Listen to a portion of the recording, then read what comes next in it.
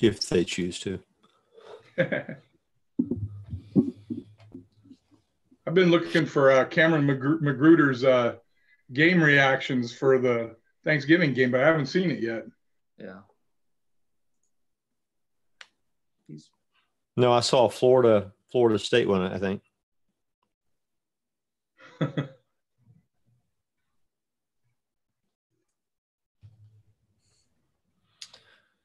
All right.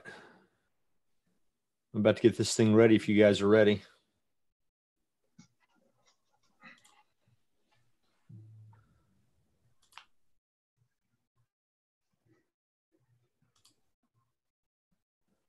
All right. Welcome to Cowboy Zone Roundtable number 3.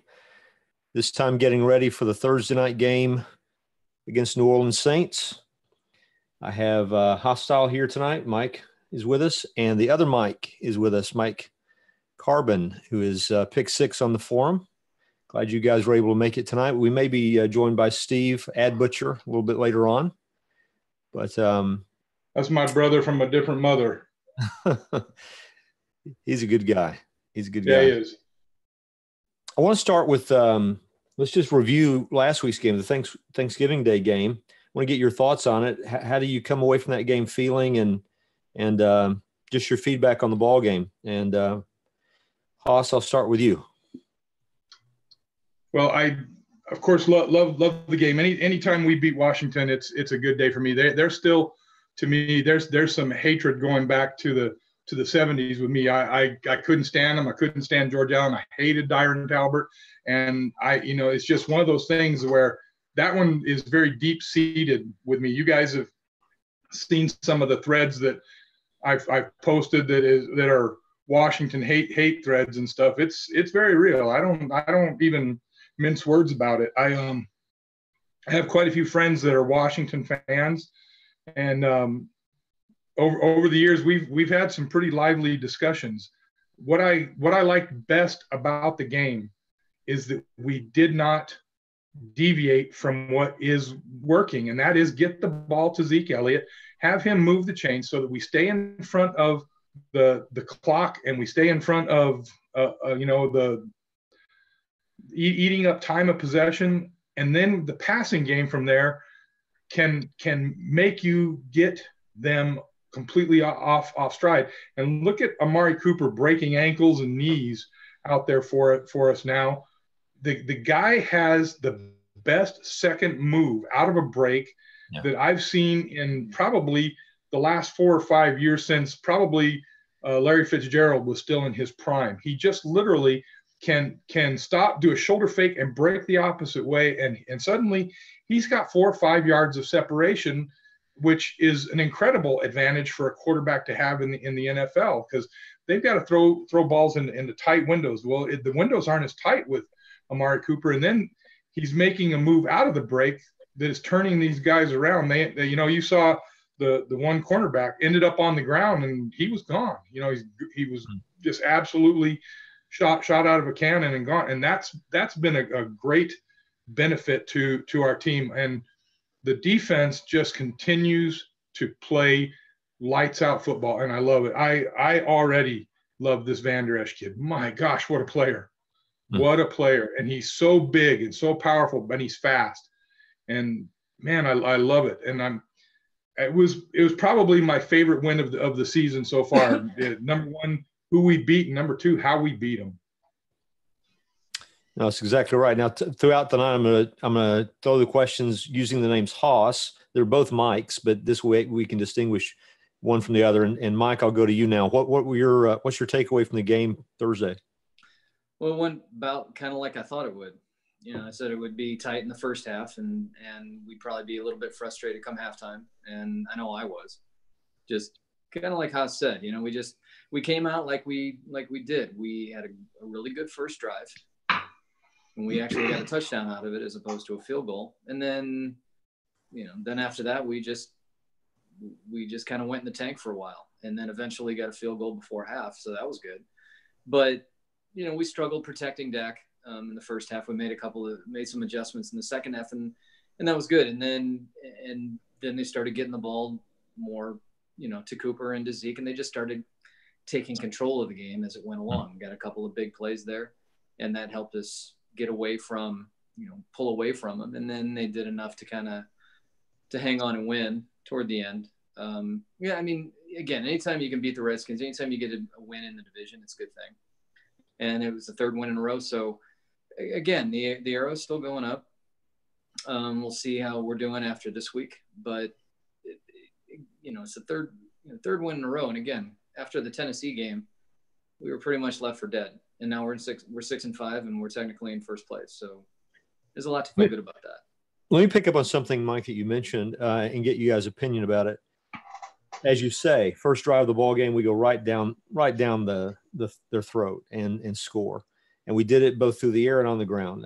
In both phases of the game looked really good.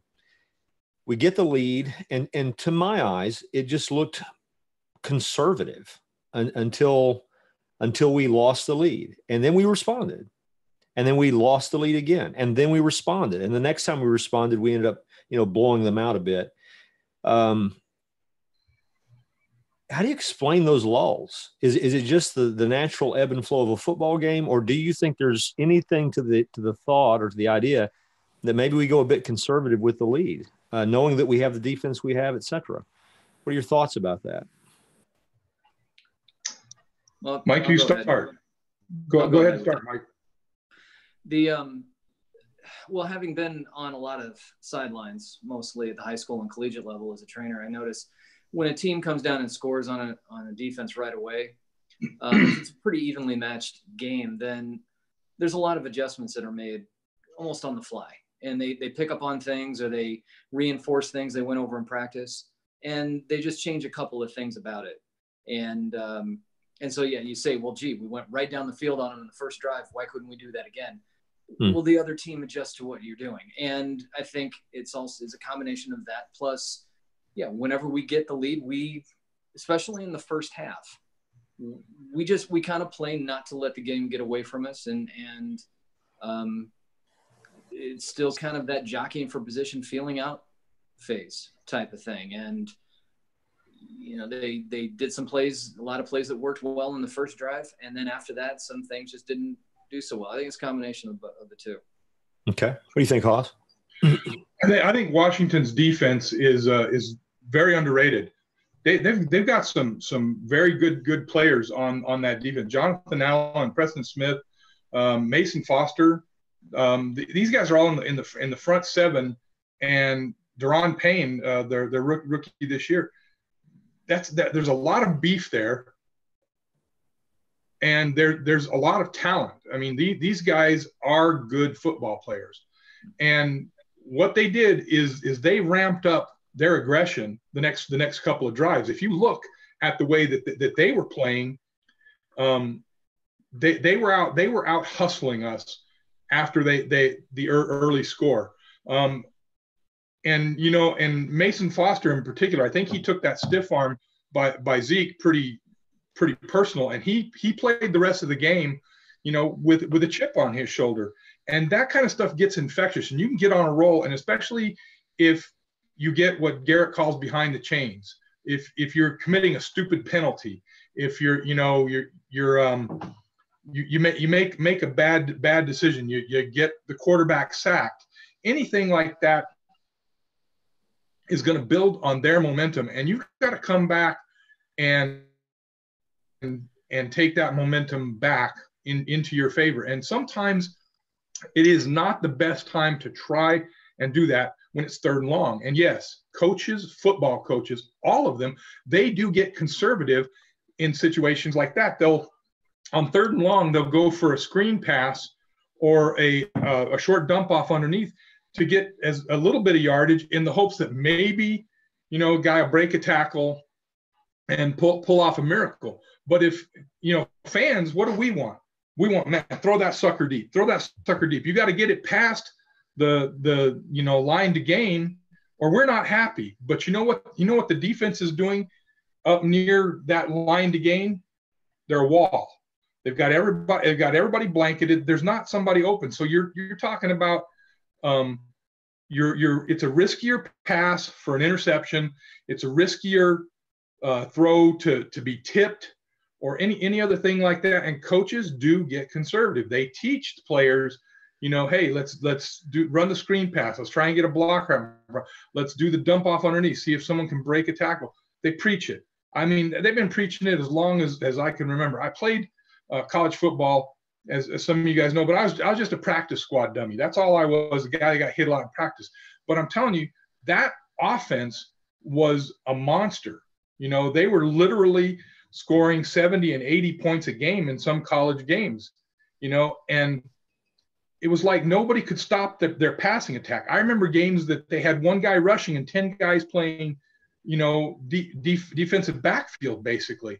And then there'd be other games where they'd have 6 guys rushing, anything to try and knock the quarterback off the rhythm.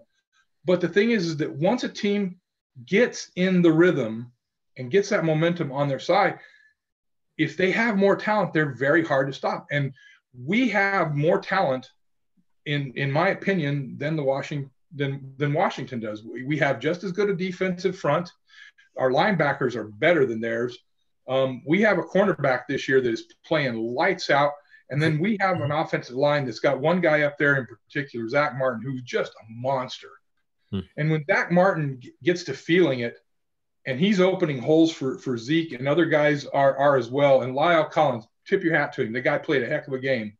Then they're not going to keep the momentum on their side for the entire time. And all of a sudden, Jay Gruden's the guy that got conservative. McCoy got picked off a couple times, and so he quit going for the crossing routes and the routes over the middle, and he's trying to do little dump offs, and that wasn't working because Randy Gregory and Lawrence were getting back there making him pay. Crawford tipped a nice one, and there's just the ebb and flow of the game. It definitely has an effect on coaches. And the fact of the matter is most coaches are far more conservative than we as fans want. If you look at the Trolling the Nation threads, anytime the other team is having a bad time, what do? They blame the coach. There you go. There's Gruden again, going conservative. Fans want the foot on the gas pedal, mash that sucker, pay no attention to the passing trees, and go. I think that's true. I agree with you, Mike or Austin. I think, we all recognize that Zeke is the engine for this football team. I agree that if we're going to go, he's got to be the key component. But I also think that the key for us moving forward, as I look at the Thursday's game, we got to be a two-headed monster, and the passing attack has to be effective, has to be. And when we broke that game open, is when Amari Cooper made a couple of big plays in the passing game, and then the horse was out of the barn, and there's no getting him back in. So as we move forward into the season, I want to see more of that. I want to see kind of what we got into in the 90s, where if you're going to take Emmett away, we're going to go with Michael Irvin. If you're going to take Michael away, we're going to run Emmett at you and make defenses pick their poison. A few quick things before we move on to this Thursday's game, just some issues relating to the Saints game. Just rapid fire. I'm going to throw out some issues in the news today and yesterday. Have you guys comment on it real quick. Cliff Kingsbury, offensive consultant. Number one, I haven't heard. Has he actually been fired by Texas Tech already? Number two, if he has been, do you see the Cowboys doing that at all for the rest of the season, bringing him on as a consultant, not taking Linehan's place, but just giving us another offensive mind in the room? Hoss, let me start with you. What do you think? Yes, he was fired by Texas Tech. No, I don't believe the Cowboys are bringing him on. I actually believe he's headed to North Carolina with Matt Brown. Okay. I'm pretty sure that's going to happen. He loves the college game, and I think it's a perfect fit for him to head to North Carolina. So I'd love to see it. I think he's a good young offensive mind. I would like him better than I do Linehan. I don't dislike Linehan the way some do, but I'm not real happy with Linehan either. He's not getting the job done in my opinion. But I do believe Kingsbury is going to stay in the college game, and I think he's going to the Tar Heels. Okay. Mike, what about you? You have an opinion on it? Well, I kind of agree with Haas. I don't know if he'll go to Carolina. He might. It makes sense. Sure. But I did see there was a tweet, I think, by Chris Mortensen today, where a number of teams had already contacted him. And a couple had actually offered him jobs. Didn't say what the jobs were, but wow. offered him positions. I don't know. It sounds like a move that would be a popular move, and people would like to see it. But just knowing this team and the way they operate, I don't know. Have they ever done that before? You know, where they brought somebody in as a consultant at this point of the season. Well, you could argue they did that with the offensive line just a couple of weeks ago, right? I mean, I guess. Yeah. They did do that with Houck. So, you know, but then again, there's a guy who's had significant history with him as well. That's true. It'd be great to see, but I don't see it happening either. DeMarcus Lawrence made a choke them out comment that got into the news. Good thing, bad thing. What do you think? Mike, I'll start with you this time. I think it's kind of fun. You know, it's fun to read that. I don't know if I get into the whole bulletin board material thing on something like that. Yeah, maybe.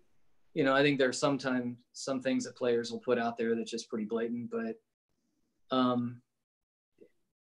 you know, good for him, because some people will say, well, gee, you don't want to do anything that'll stir up the Saints, but you're going up against a juggernaut. And if there's any feeling of trepidation within that locker room that, you know, maybe they're a little bit, I don't know, these are grown men playing a grown man's game, but who knows? You know, they're also human beings. And if there's any thought that they might be in a little bit of awe or have just a little bit of fear of what's coming down the line, then I got no problem with him saying that, because he's standing up and hopefully that'll help rally the other guys, and they'll pick him up.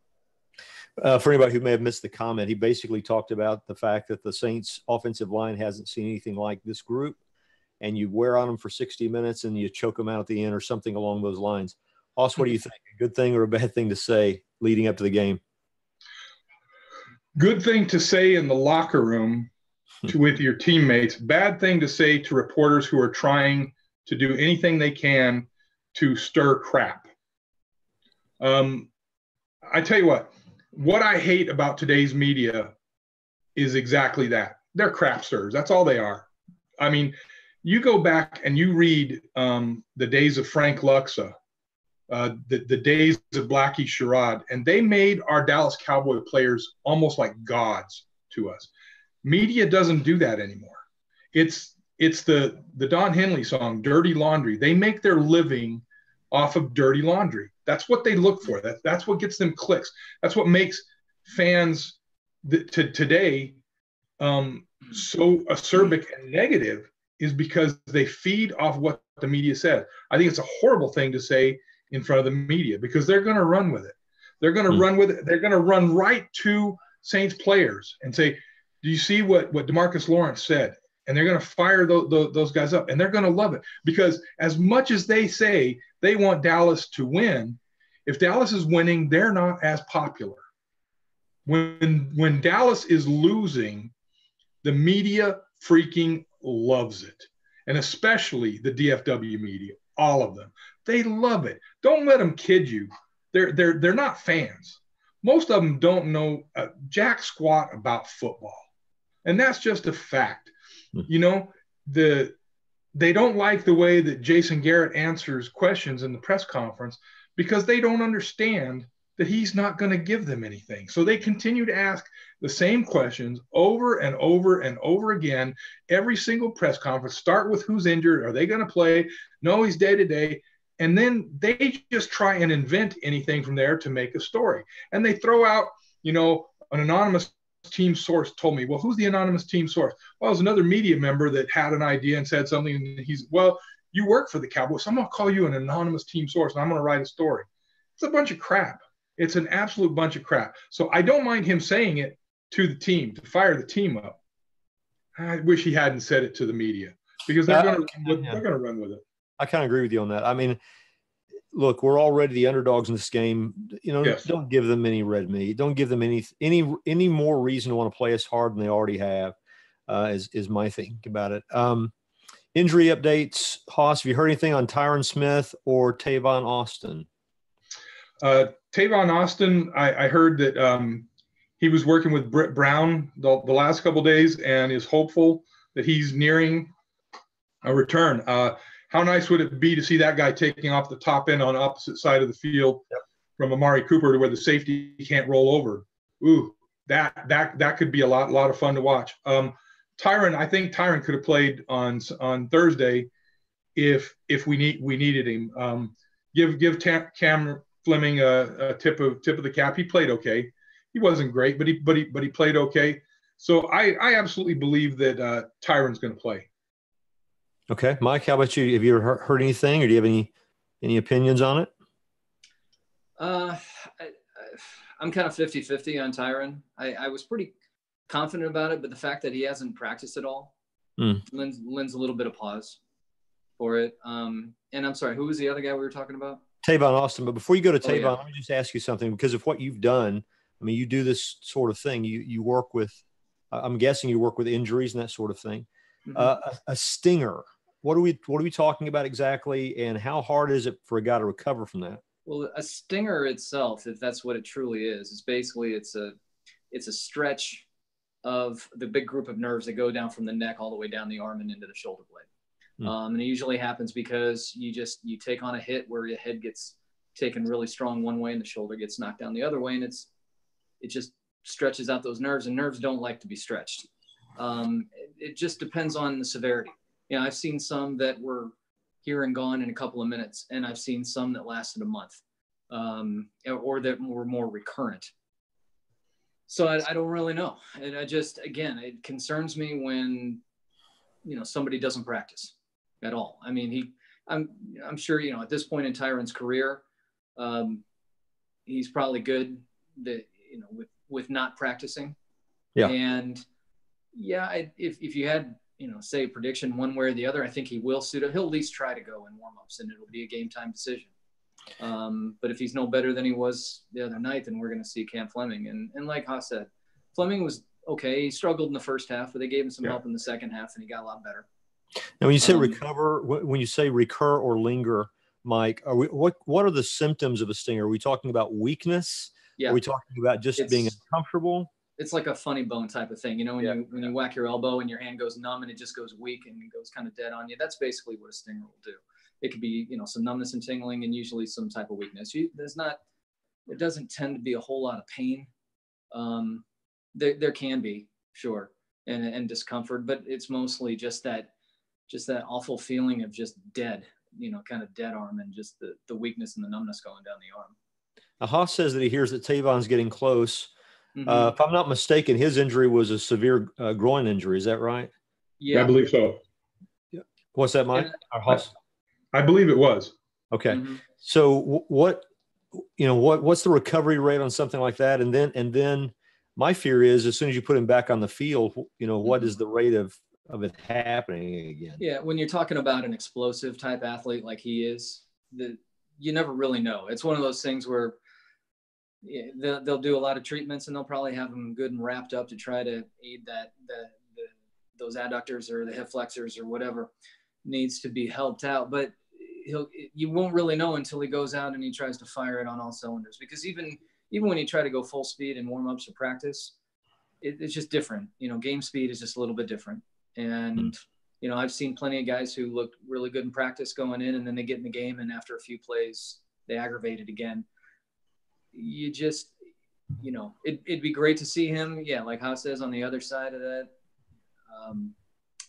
hopefully we would be able to use him as a deep threat, but it's hard to say. And, when it's ready, it's ready, but I think when he first gets out there, you're going to be holding your breath for a little while. Mm-hmm. It's great having you on, by the way. It's good to have this kind of expert information. Yeah, I agree with that. On this kind of thing. I appreciate that. I wouldn't necessarily go that far with it, but I've seen, I'm like farmers. I know a thing or two because I've seen a thing or two. So, Good analogy. Good analogy. I mentioned this in the forum. Walt Anderson's crew has our game Thursday night, and I just died when I saw that, because I watched his game this past weekend. I already know his reputation, which is his crew throws bunches of flags. And this past weekend, he lived up to his reputation. It was one flag after another, after another, after another. And at least something Zebras. There's a website that evaluates the NFL crews and that sort of thing. At least at midseason, his crew was rated as among the least neutral, and they favored visiting teams, which seems strange to me, but they did. I don't think any of this is conscious. It's just these are patterns that emerge. So the fact we already get the short end of the stick so often when it comes to penalty flags, met together with Anderson's crew doing the game, just makes me a little nervous. That's for free. You guys don't have to comment on it if you don't want to, but it just a thought that hit me as I saw them assigned to our team. Any thoughts about that before we move on to the Saints game? I still shudder every time I hear Walt Anderson's name. I posted in the forum that I'm still bitter from, the Bosch field goal game, because it was Walt Anderson that reversed the spot on Witten's catch that made it 4th and 1 instead of 1st and goal at the 1 yard line. So we never should have been in that position in the first place. And I hated the call at the time. And then I've never really been a fan. So, but it's just one of those games, we're going to have at least one game every year. So, yep. Hey, okay. And complaining won't change it, will it? Yeah. The way I see it, I'm like most Cowboy fans. I've been pretty rather frustrated with the officials, although we did get the benefit of some questionable ones the other night. Yeah. We were on the receiving end this time as opposed to the last time we played Washington, but who knows? I still fall out of my chair every time if they ever call a holding penalty on one of our opponents. So the Cowboys' opponents have not been called for a hold in pass protection since week 2. That penalty was declined. Mm-hmm. So we've not received one pass holding penalty call against our opponents that helped us since week 1. Right. So actually, they did call Morgan Moses for one the other night on a pass play where he did they? Okay. It looked like he had pulled down whoever was coming Crawford, Lawrence, or whoever was Crawford or whatever it was coming from the end. But the thing is, on that play, I mean, he was tackling guys basically all night. But on that play, that one, I was like, okay, you're letting all this other stuff go. That one seemed kind of ticky-tack to me. But it ended up getting we declined it for whatever reason. I can't remember, but either we made the play or there was another penalty or something like that. But, on top of it. So, yeah, it ended up not. I'll stand corrected. And I'm glad of that. So maybe we'll get some more come Thursday. Also, let's go to the Saints game. Keys to the game. What do you think? Number one, you got to have pressure up the middle against Drew Brees. He's 6 feet tall. He gets rid of the ball immediately. I mean, there is very little wasted motion with him once the ball is in his hands, and he reads what he's going to do, and the ball is gone. And the only way to really mess him up is to put pressure up the middle, which makes it harder for him to see where the receivers are breaking. So you're going to look for Antoine Woods and Malik Collins, Crawford when he's in the middle. And if we had David Irving, I don't know if we're going to have him or not. I doubt it. Yeah. You're going to have to look for these guys getting pressure up the middle. And I think that's the biggest key to the game. I have a ton of respect for Drew Brees and the way he plays the game and the passion he plays it with. When we were drafting back in 2001, that's the guy I wanted. I wanted him real bad. Mm-hmm. I saw great things. Everybody was talking about, oh, he's too short. He's too short. Well, that too short guy is setting records and breaking in the Hall of Fame.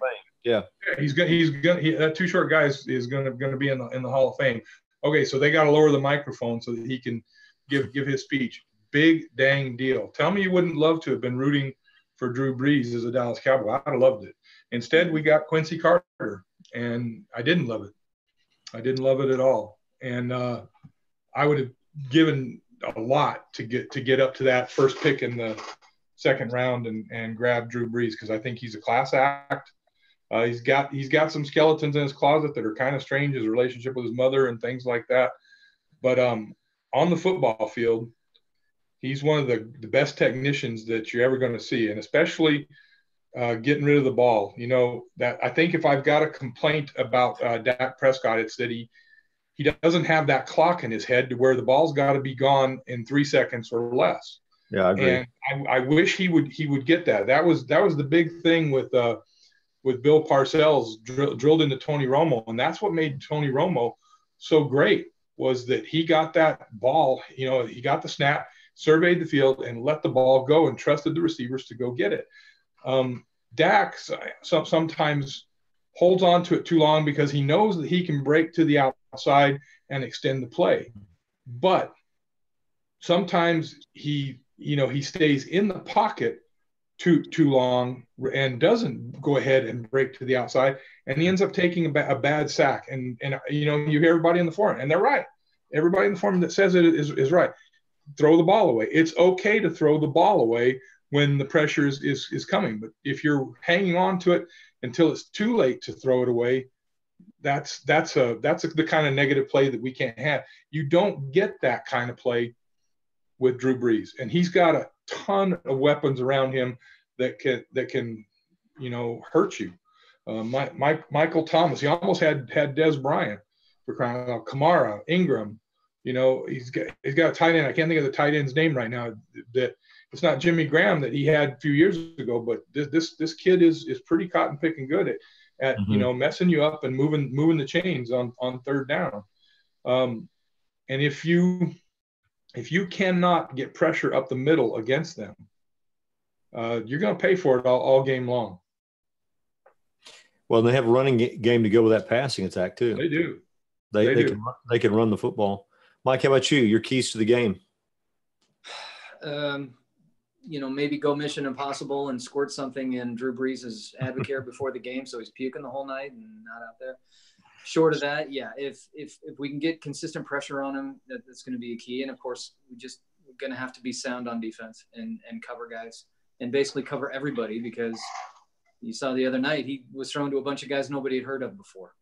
And they took Thomas out of the game, they took Kamara out of the game, basically, at least to a degree, and he just found other guys. So they're going to have to be disciplined, and they're just going to they're going to have to control the ball, and they're going to have to make plays on offense. They're going to have to keep drives going, and they're going to have to do what they can to try to get that offense out of rhythm at all and make them try to press a little bit. If they're going 3 and outs on offense and giving the ball right back to the Saints, long day. It's a long night. I don't think we have a chance. So we've got to control it sounds simple. We got to control the ball, and we got to score.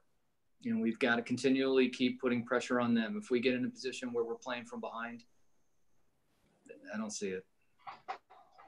Yeah, I hate to be the dinosaur, and go back to the 90s, but I can harken back to a time when the 49ers were the unstoppable offensive machine. And when we first went in 1992 into San Francisco for that NFC Championship game, not a lot of people gave us a chance. It was a good year. We overachieved probably a year early in most people's minds. And that offensive machine of the 49ers, how can we keep up with it? And somehow our defense always made that, juggernaut offense look somewhat mortal. Now, that wasn't true in 94 or in the showdown in 95, but most of the time we faced that team, they looked a lot more mortal against us than they did other people. Same was true of the Packers. Favre would throw the football all over the field until he got face-to-face with the Cowboys, and that speedy defense made them look more mortal. And I just hold out some hope that come Thursday night, we make that Saints offense look more mortal, because we've got a very fast defense. And I think the speed of our defense has a chance to slow them down a bit. And then I agree with you guys. I read on the forum today, and I know where people are coming from. The whole NFL is moving in an offensive direction, and we're running this dinosaur offense of 3 yards in a cloud of dust and the bus driver quarterback and all the stuff I hear. But I'm telling you that all it takes for the NFL to change course is to have someone be successful with something. It's a copycat league. Mm-hmm. And if we can begin to impose our will on people and run the football like we can, and then be efficient in the passing game and play great defense, people won't be saying we're out of step anymore. And so I think the keys for Thursday night are just that. We've got to make the Saints look somewhat mortal on offense. We've got to slow them down just a little bit. And as you guys have said, we've got to sustain drives, and we've got to get touchdowns. Too many field goals will do us in as well. We got to put the ball in the end zone. We do that, and we could pull the shocker Thursday night. And if we do that, then I think the NFC East is definitely ours. I think it should be anyway, but if we beat the Saints Thursday night, I think it's definitely ours. Rich? You guys have any other thoughts about that? Yeah, go ahead. Yeah. We got to keep Drew Brees off the field. Just keep him off the field. That's the way that you do that is you hand the ball to Zeke, and you hand the ball to Zeke again, and you hand the ball to Zeke again, and you let the offensive line push and you eat the clock. The more possessions that the Saints get in the game, the more dangerous it is for us. We've got to limit the number of times that they hold the ball by sustaining drives. I mean, I'll take Zeke breaking a 70-yarder, but you know what? I would rather have him break a 1-yard touchdown than we move the ball 13, 14 plays to get down there to the 1-yard line for him to do it. I really would. I don't really think that it's good for us to see 40 and 90-yard touchdown passes in this game, because what we need to do is eat that clock and limit them to 8-9 possessions in the game. And if you do that and your defense plays the way that we know that our defensive line can and puts pressure on them, a drop here, a drop there, a tip there, a turnover, which they don't have very many, and heaven knows they don't give up sacks because he gets rid of the ball so fast.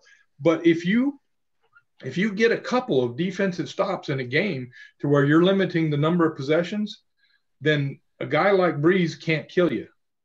But if you give him the ball 11, 12 times, they're going to score, and they're going to score a lot. And it doesn't matter how good you're playing at that point. Yeah, I don't disagree. I will say this, though. I think we control the ball with Zeke, but I don't think you can do it with first down, run into the middle of the line, second down, run into the middle of the line. That has not worked for us all year long. If we're going to run right into their stacks, it's not going to be very effective. I think we've got to have a little bit of rhythm to our play calling, and we've got to keep them a little bit off balance. So I'm not talking about throwing the ball way down the field all the time, but just we got to back them off with a pass enough that Zeke has some room to run, and then we just keep grinding it. We know how to do it. We've done it. We just have to do it this game. We just have to do it this game. Go ahead, Mike. I'm not so concerned about how we do it. Yeah, sure. Running the ball tends to shorten the game and tends to take more time off the clock unless you're completing a lot of passes. But again, we could hand the ball off to Zeke 3 straight times and go 3 and out. That doesn't do us any good.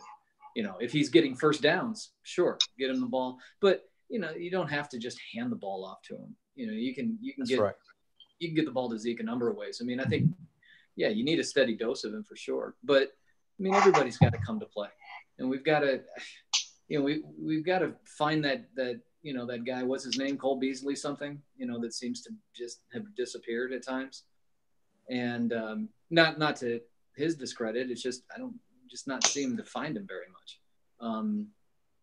But and use Cooper. Cooper's been phenomenal. Really, is a good possession receiver, as much as anything else. And when you can get open the way he can, it makes life a lot easier for you. And he had the big plays, but he also did a great job of moving the chains. And he's done that since he's gotten to Dallas. What the majority of his catches have gone for, or I don't know majority, but many of his catches have gone for a first down. So, it's funny when you harken back to the 90s Cowboys. We're all right to think about Aikman, Emmett, Irvin, but the fact is, I think those 90s Cowboys ceased to be that team when Novacek was gone. When Novacek was gone and we lost that security blanket third down converter, everything got harder. And so I'm referencing your reference to Cole Beasley. I think if Cole makes some big plays, it certainly changes the game. Well, I agree with you with that. Charles Haley's back was a big part of that too. It's true. Very true. Well, I mean, we lost a lot of talent in the 90s. Free agency just kind of gutted them. And losing Novacek the way they did, and they tried to replace him, they just never could. Mm-hmm. Yeah, I mean, you can rattle off all the guys that they lost. Stepnoski. One after another. Stepnoski was gone. Yeah, on both sides of the ball. You know, they lost half their defensive line basically. They lost did. Lost Ken Norton was gone, and Thomas Everett was gone, and all those guys, basically. And we had a lot of depth, so we could replace them for a while, but we evened out like everybody else did, basically. So give me your prediction then. Coming up for Thursday night, give me your gut call. What do you see happening? How does the game go? What's the final result? Honest assessment. And Mike, I'm going to start with you. Well, I think I'm going to say that we'll hang in there for a while, but eventually it'll get away from us. Until the team shows that they can play with them, I can appreciate what you say about the speed of our defense. I think it'll be a very electric atmosphere, but the Saints just seem like they're on such a roll right now. It's almost like they're that unstoppable force. And I think we'll give them a game kind of like the Falcons did, but I still say we'll end up losing by, I think we'll lose by a couple of scores. Okay. If that happens, and I'm going to go to Haas after this. If that happens, Mike, does that derail our season, or is it just a hiccup? What do you think? No, of course it doesn't derail our season, because we're still in a good position when you look at the other teams in the league, in the division. Yeah, we may fall back into second place if Washington wins over the weekend, but again, they've got a beat up team, and they still have a couple of tough games on their schedule left. And so do we, but it's one game. I saw what was it? The year that I can't even remember. I think it might have been the year that the Cardinals went to the Super Bowl with Kurt Warner. Yeah. And they played New England about 5 or 6 weeks to go in the season in the snow, and just got absolutely throttled. Lost by like 40 points. Didn't derail their season. Right. It's one game. Okay. And this team's been resilient. Again, they were left for dead 3 weeks ago, and they won 3 games that a lot of people didn't think they would win. Very true. Haas, what do you think? I'm glad this is in Dallas and not in New Orleans. Yes. If it was in New Orleans, I would say we don't have a chance. Because this is in Dallas, we've got a chance. We have a chance. Now, if you look at the Saints' loss this year, there are 3 things that are going to stand out to you. Number one, they turned the ball over and Tampa didn't. We got to create some turnovers. Breeze is not going to throw a lot of interceptions. So you got to do it the same way that Tampa did. You got to punch that ball out, and that's where Jalen Smith and Damian Wilson, Leighton Vander Esch can be big time difference makers. And so can Chidobe Awuzie, who is a very, very physical tackler. If he sees that one of the young receivers on the Saints is carrying that ball loose, he's got to punch it. We're going to have to get turnovers. We're going to have to control the clock. If you look at the stats, Tampa had the ball 32 minutes to 28, just under 28 minutes for the Saints. You got to have the ball more. The total drives, 11 and 11. So, again, what I said, if you're letting him get above 12, 13, 14 drives, you're not going to do it. 11 drives, and the Saints still scored 40 points in that game, but they gave up 48 because they turned the ball over.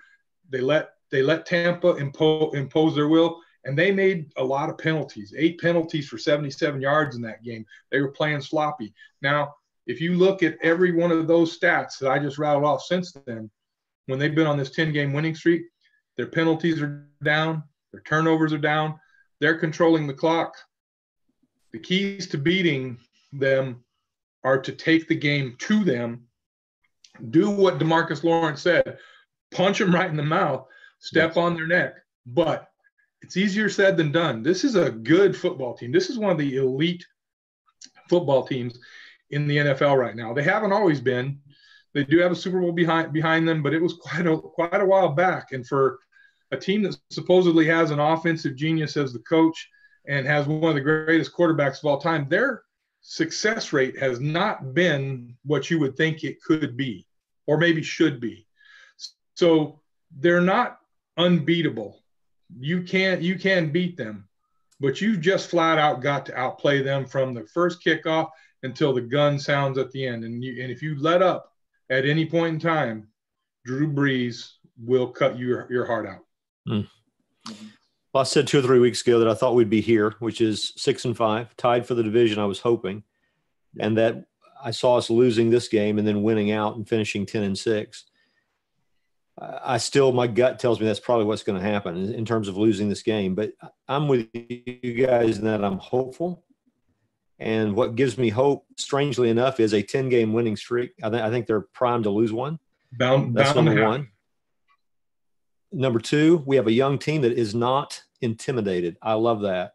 I saw Dak interviewed today in the locker room, and a reporter asked something along the lines. Couldn't hear the question exactly, but you could just tell the question had to do with whether they were a little bit in awe of the Saints, and he basically just rolled his eyes at it and almost refused to answer the question. He said that we're not intimidated by anybody. They put on their pants just like we do. I think we have that kind of mindset as a young roster. They're going to go out and they're going to try to hit them in the mouth. And as Jimmy used to say, that's what you do when you're fighting a gorilla. You hit it in the mouth, and that's what you have to do with this team. So the 10-game win streak gives me some hope. The fact we have a bunch of young players who believe in themselves, a lot of confidence in themselves, that gives me some hope. And then our weapons give me hope. I think we've got the best running back in the game. I still think we have an offensive line that's at least good enough in the run game to impose their will on a team. And now with Cooper on the outside, they can't just stack the box and forget about our passing game. So those things give me reason for hope. I do hope we're aggressive, though. I hope we're not this conservative. Let's try to play for the last few minutes of the fourth quarter kind of thing. We'll lose if we do that, in my opinion. Go punch them in the mouth, control the clock, and drain their life. That's what you hope we can do. Can we do it? We'll find out. This is going to be fun to watch. Guys, thank you for doing this tonight. It's fun to do. And thanks for having me. A lot, Rich. Thank you, Mike. Yeah, thanks. Hopefully we'll talk about this on the other side. You guys have a good evening. All right. Thank you. Have a good night, guys. Bye.